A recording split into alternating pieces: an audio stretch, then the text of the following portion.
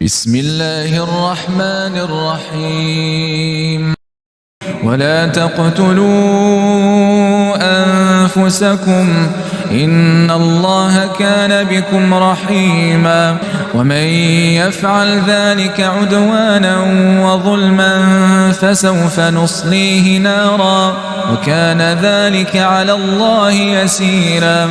إن تجتنبوا كبائر ما تنهون عنه نكفر عنكم سيئاتكم وندخلكم مدخلا كريما. ولا تتمنوا ما فضل الله به بعضكم على بعض للرجال نصيب مما اكتسبوا وللنساء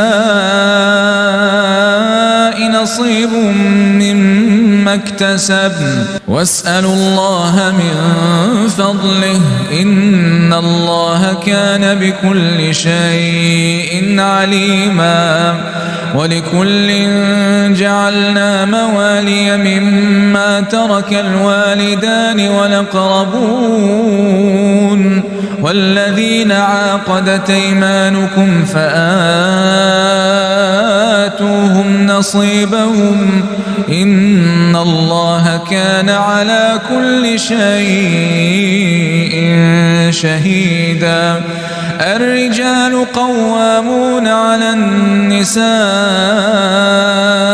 بما فضل الله بعضهم على بعض وبما أنفقوا من أموالهم فالصالحات قانتات حافظات للغيب بما حفظ الله واللاتي تخافون نشوزهن فعظوهن واهجروهن في المضاجع واضربوهن فإن أطعنكم فلا تبغوا عليهن سبيلا إن الله كان عليا كبيرا.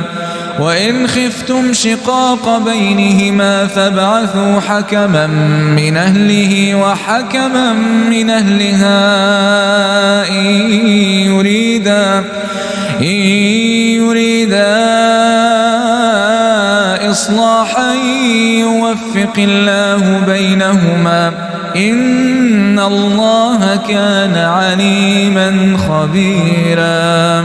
واعبدوا الله ولا تشركوا به شيئا وبالوالدين إحسانا وبذي القربى واليتامى والمساكين والجار ذي القربى والجار الجنب والصاحب بالجنب وابن السبيل وما ملكت أيمانكم إن الله لا يحب من كان مختالا فخورا. صدق الله العظيم.